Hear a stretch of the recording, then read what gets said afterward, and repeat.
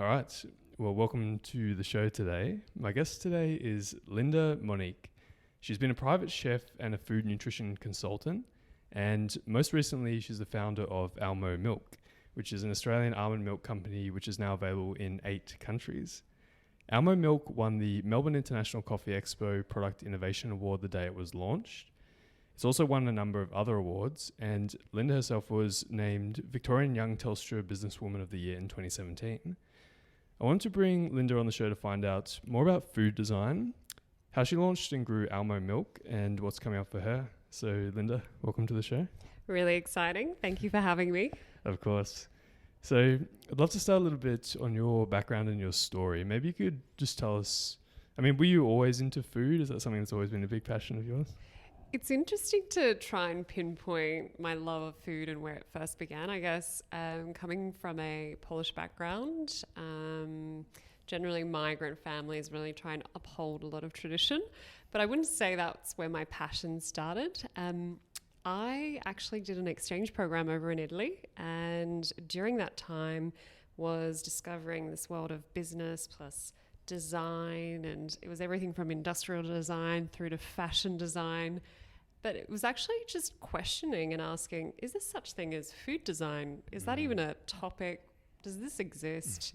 And really started creating a passion for unearthing really cool food trends, seeing what was happening in Italy, why they hold on to their culture so much, the traditions, the history, just pasta itself. You could go on for ages and talk about that, or coffee.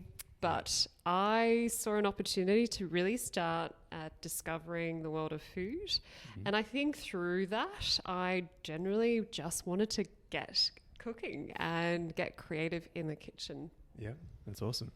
And were you always kind of entrepreneurial? Did you think you'd always create a company of some sort, or was that something that came later as well? That definitely came later on down the track, and I think through university days, simply frustration as to what a course syllabus was and what we were learning, wanting to really test and actually put theory to practice is where I started becoming really entrepreneurial. So through my final year of university, I had run an event called Melbourne Macaron. It was simply educating Australians what a macaron was, not a macaroon. Didn't you plaster them all over a mini or something? Was that? I did. So I'm like, well, I'm studying marketing. Let's test this idea of guerrilla marketing. What could I do to promote and educate Australians about macarons? Is there a lifestyle brand we can partner up with? Let's ask BMW and Mini if we could borrow a Mini and cover a car in macarons. And so we did that and literally made front page of every newspaper that same day, MX. So the free newspapers you get on your train rides. And it was just crazy. I'm like, oh my God, I'm a uni student with no money. Decided just to plaster macarons with icing sugar on a car. It was really hard to get off. But it really put theory into practice and with clear measurable outcomes. And it's just amazing what entrepreneurial creativity can lead to. Yeah, that's cool.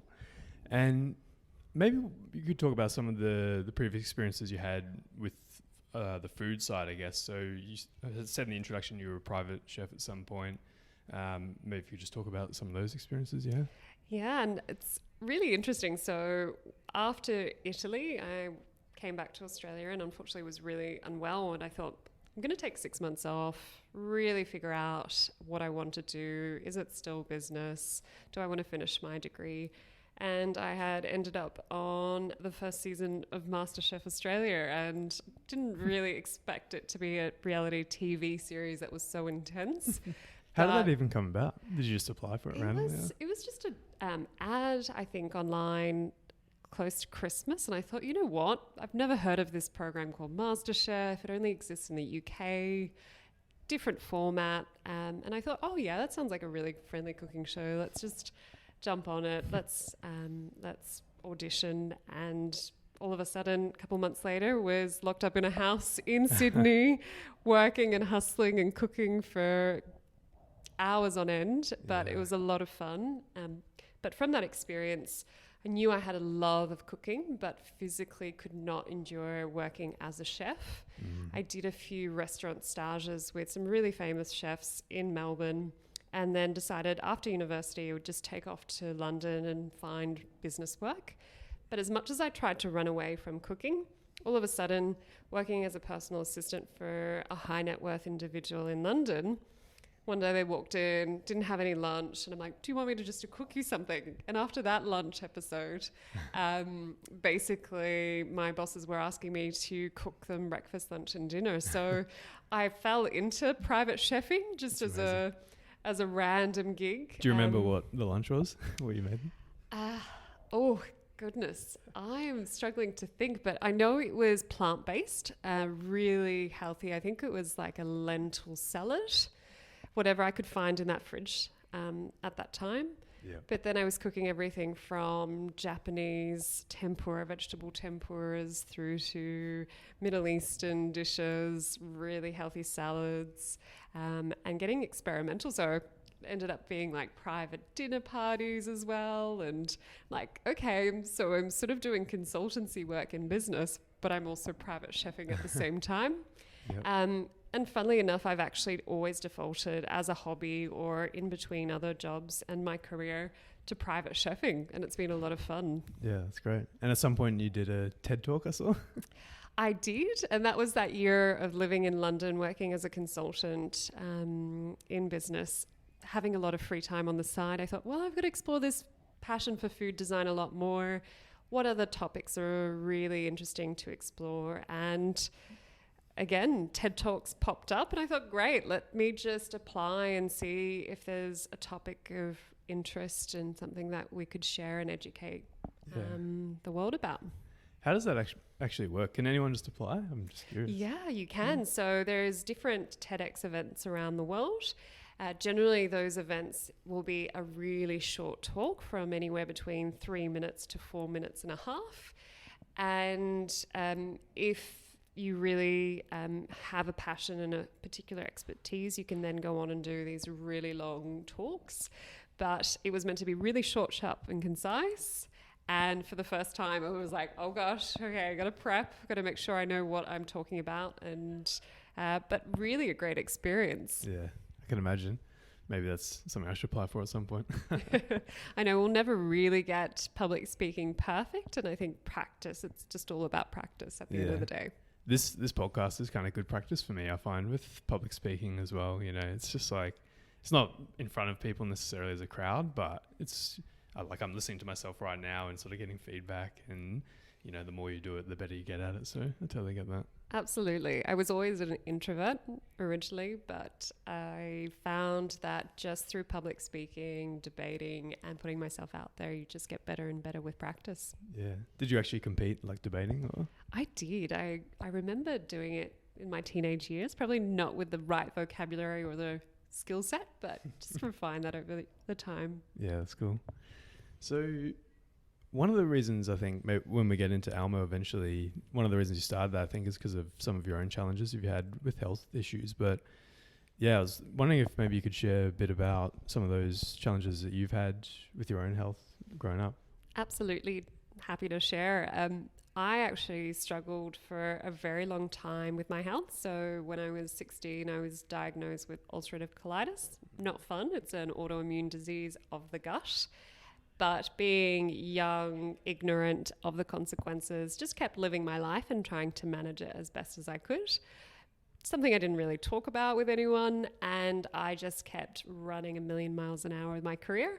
But it meant every year I would end up at some point in hospital on really strong autoimmune-based drugs and find myself stopping and starting my career. So there would be big gaps of time where couldn't eat properly, couldn't actually function, and was bedridden. So really challenging. But being young, ambitious, I thought, okay, we can overcome this. Let's just try a different diet. Let's read more into alternative medicine. Let's see what else we can keep doing. But it got to the point where I was living a high life in London, thought I had my dream job, dream life, and it all came crashing down because I basically My immune system was so compromised, took some travel vaccinations, a live vaccination, and it set off my immune system. Wow. There was no mercy, literally jumped on a plane back to Australia and found myself in hospital with my guts bleeding inside out, almost having to have major surgery. And it's a really horrific thing. I was 25 at the time, and that was like my quarter life crisis, I'd say. It was like, I've lost That's everything. a genuine quarter life crisis. Left all my clothes behind in London, can't go back. And it was a real wake up call as well for myself that I just can't keep living the life that I wanted to. Yeah. So it was a bit of a bitter battle with myself mentally as well, because having studied, having the world at my feet, I just couldn't escape Melbourne. I was stuck in Melbourne, bedridden, and I went through a really dark phase where simply my health was so unstable that there was no point looking for work.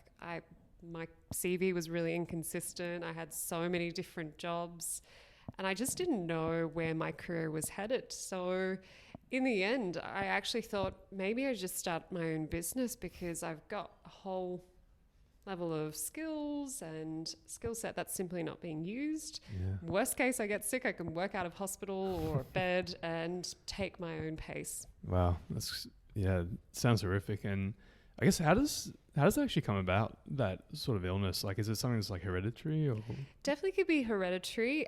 Sadly, I think my illness came because of a drug that I took when I was 15. So Really? People who have acne generally take Roaccutane for their skin. It's actually one of the side effects Really? is ulcerative colitis that they've attributed. There's been mass lawsuits and class actions in the US. Yeah. Unfortunately, nothing here in Australia because of our limited liability. But really sad just to see. It's awful. Yeah, it's horrible story, but maybe one day there will be justice. But yeah, it's just, you've got to live with it and keep moving forward. Yeah. Was that a big impetus for you starting Almo Milk? Like, do you think you would have still eventually started Almo if you didn't have that experience? Or? To be honest, no. I think I would have been destined for a really big career, or focused on climbing the corporate ladder in consultancy. I think BCG, McKinsey, that was where I was setting my eyesight to. That's where I wanted to be, looking at consulting for big firms and companies. Yeah, got it. So Almo Milk, so that's sort of the story behind, I guess, why you wanted to start a business, but why specifically Almo Milk? Why did you want to start that? Timing is everything. Having lactose intolerance and just spotting a trend and being so frustrated with all the other almond milks that were on supermarket shelves. Partly as well, I think, fate and destiny. Sometimes things just pop up in your eyesight and just like, I've seen this article 5 times about almond milk and veganism and how Australian grown is so important. And I'm like, well, we actually don't have an Australian grown almond milk, so why don't we make one? Yeah.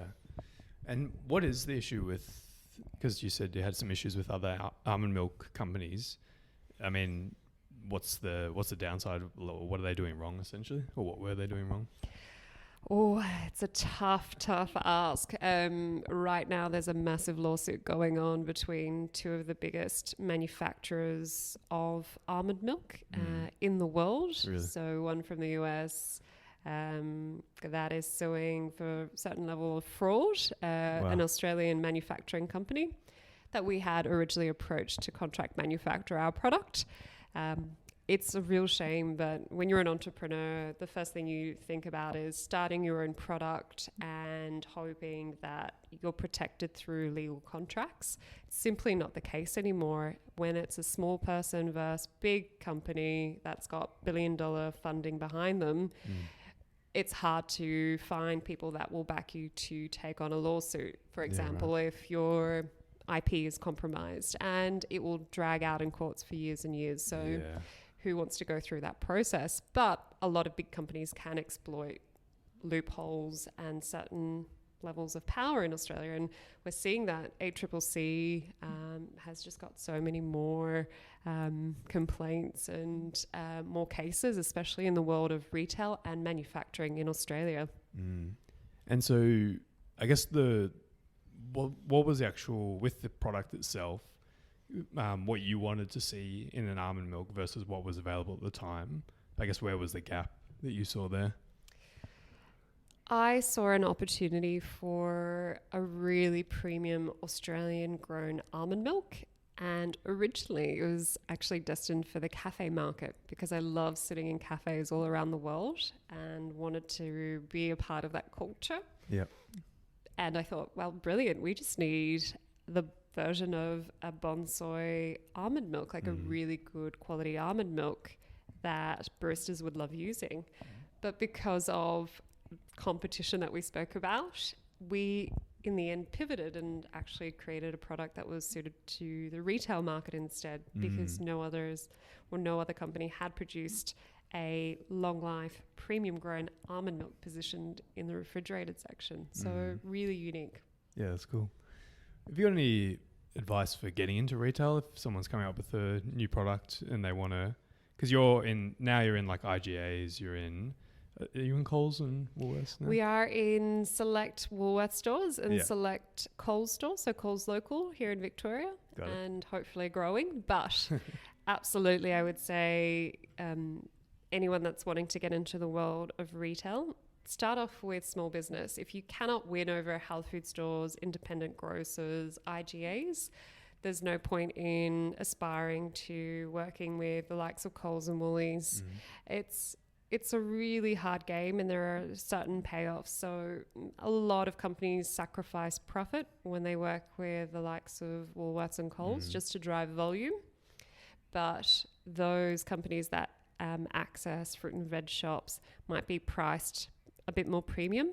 There might be a little bit more profitability and more sustainability in the long term.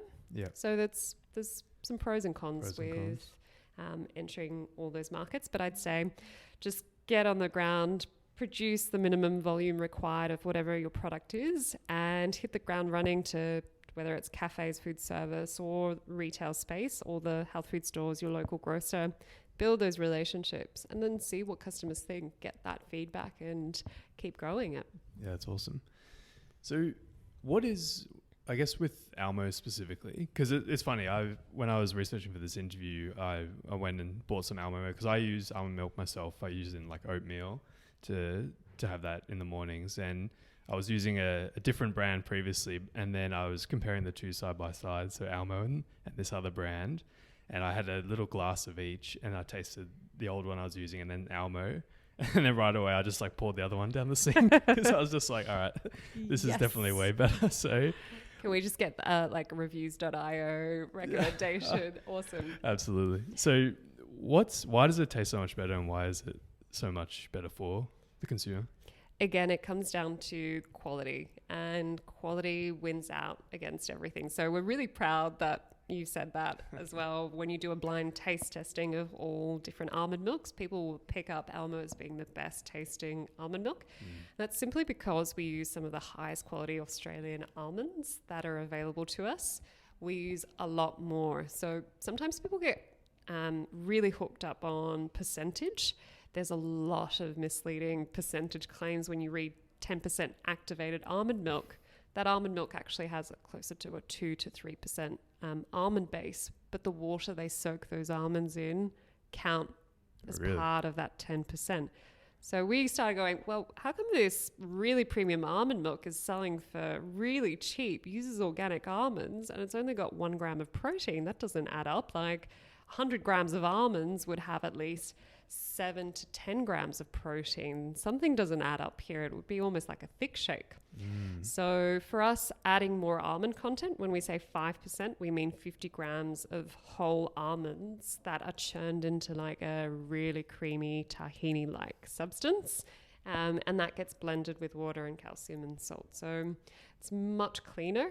We don't use vegetable oils when we have a lot more almond content. Almonds naturally contain that beautiful almond oil as well. So it just gives it a much more delicate flavor. Got it. So is it almost like your almond milk, the base is that sort of paste product, whereas with other ones, a lot of the time they're kind of just soaking the almonds and taking that water and then adding all kinds of fillers and stuff? Yeah, I think there are a few other companies that do use paste, but again, different qualities from the US. There are varieties of almonds that taste like cardboard as opposed to the really expensive ones that get exported out of Australia. Sometimes they could be roasted. They can still have the skin on. We make our almond milk really delicately, so we actually take the skin off the almond as well.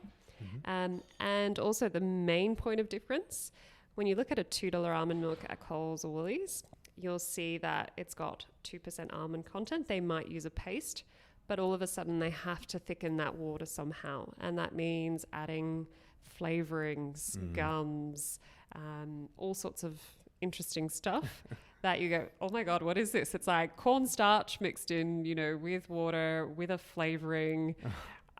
It's not great. So essentially we use a lot more almond, which means we don't have to add any of that gunk. And what you're tasting is actually real almond milk. Got it. Yeah, you can definitely taste the difference for sure. And so how did you actually, was that like your own recipe and design in terms of manufacturing that? Yeah, so I was really specific about what I wanted in Almo and what I didn't want to have. So definitely no carrageenan, no sugars, no emulsifiers or sunflower lecithins.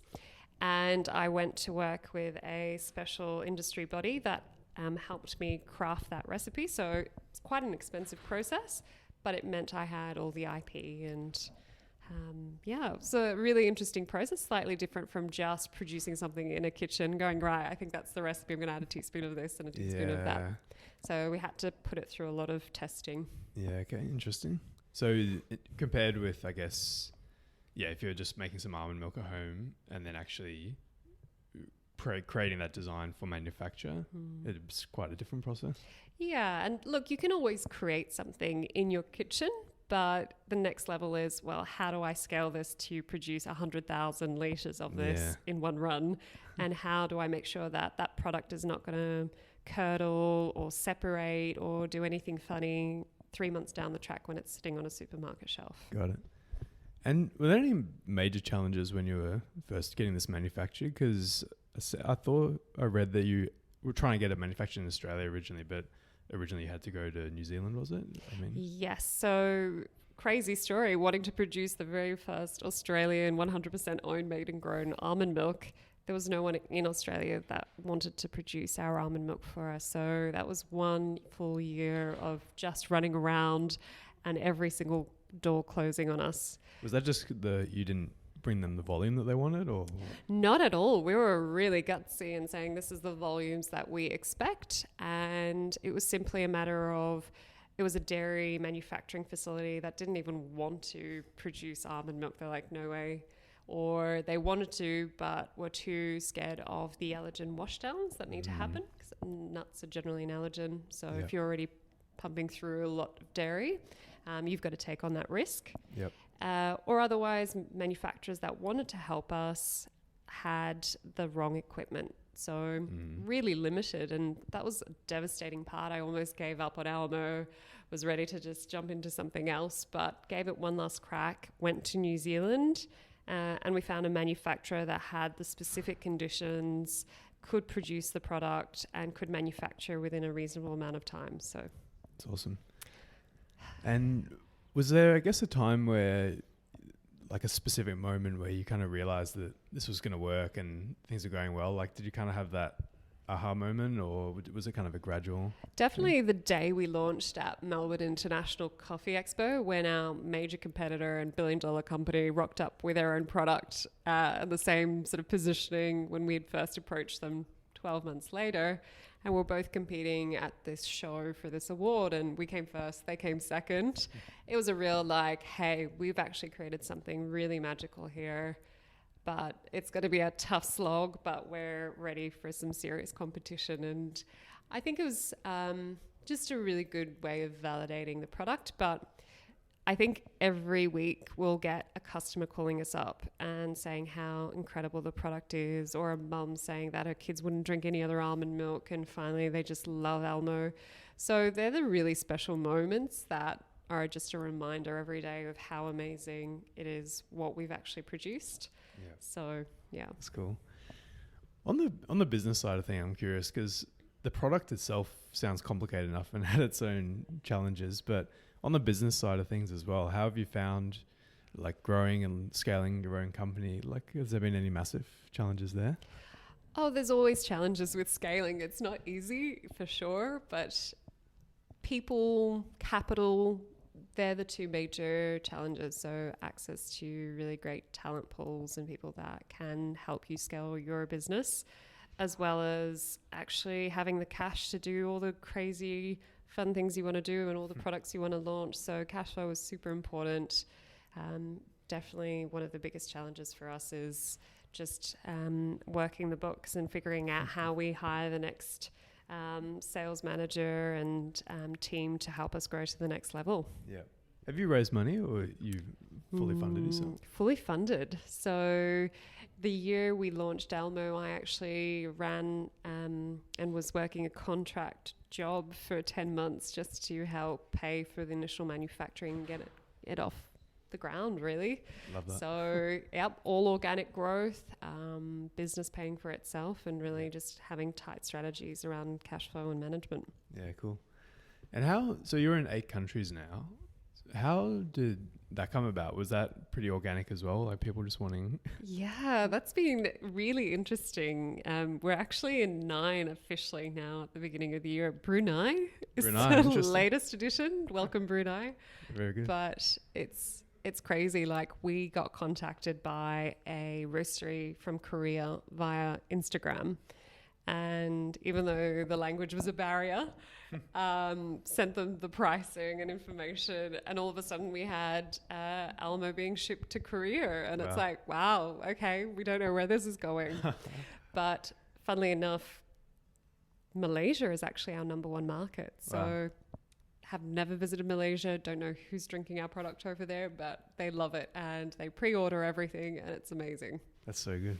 Is it mostly like cafes and restaurants or like private use? Mostly retail. So the 2 main markets we play in is actually retail. That makes up close to 85% of our business at the moment. And 15% is roughly hotels, cafes, restaurants, smoothie bars. Yep. That's awesome. And I guess what's coming up next for Almo Milk? There's been a lot of stuff happening, but how's 2020 looking for you guys? Really good. 2020 for us, and like every year, we come up with a theme. And I think this year I'm just about to think of what our theme is, but the word accountability is definitely one that's sort of sticking to mind. We are holding all of our distributors and retailers accountable. We are holding our team and ourselves accountable to really drive growth and take Almo to the next level. Without divulging, I think we have a really ambitious product development plan, and we're continuing to scale overseas, especially if the big majors aren't supporting local Australian businesses. Then we're going to keep focusing on the countries that do value quality and do want premium Australian grown products. Love it. One thing that I feel like would be a challenge, because I'm someone who drinks almond milk, as I said before. I have it in oatmeal basically every day. And honestly, like, the only reason I've come across Almo is because I wanted to interview you for the podcast. And then I discovered the benefits of it and how it was better. So how are you thinking about like actually educating consumers? Because you said before, like people do all these shady tactics around like the percentage quantity of almonds, and they can make it sound really great, but it's not actually real. So there's kind of an education piece that needs to be done there, I guess, for the consumers. Have you thought about that at all? Like how that's going to work? Yeah, education, funnily enough, is the most expensive part of marketing. And we constantly educate everyone that we come across at consumer shows around percentage claims. Generally, anyone that asks us, we all educate them. Being proactive and finding the right campaign and doing it in a really sensitive way without calling out specific brands, I think is important. Yeah. But it is a real frustration and technically something that the ACCC should be regulating. I know there's a similar story with kombucha and the actual live probiotics and prebiotics in those drinks that sometimes if it is pasteurized or it's a different shelf life, that can actually completely change it from a kombucha to just a soda. And because of the lack of regulation in the health food industry, consumers are really confused at times as to what is actually really good. Yeah. But again, going back to education, it's something that we're really having to work on and develop this year. Yep. Yeah, it must be a challenge. No idea what the answer is. It's a tough one. But Yeah, it's definitely not a macaron car. If only. I was just thinking, what would Stick that some be? almonds on. Yeah, a big bathtub of almond milk. No, I don't think sustainability-wise that would be great. Yeah. But yeah, it's a hard one to really answer or figure out the best way of doing that. Yeah, got it. Well, sort of wrapping up here, Linda, but is there anything I haven't asked you or just anything you want to make sure you pass on to the audience before we That's finish up? some really good questions, I think. So yeah, in general, really, really good. Awesome. Well, what's the best way for people to connect with you if they want to see what you're up to? Definitely Instagram is probably the number way about Almo. And I think if anyone's got more business related or startup questions, I always say people are welcome to reach out via LinkedIn. So I'm always staying connected and always interested to hear what others are up to. So yeah. Cool. I'll make sure we link them all up so people can easily find you in Almo. But yeah, it's fascinating business and a cool story of how it came about. Linda came about scratching your own itch essentially with the issues you had and trying to create this product that didn't exist. And I always love seeing that come to life and come to fruition and grow. So thanks very much for coming and sharing your journey on the show. Awesome. Thank you so much.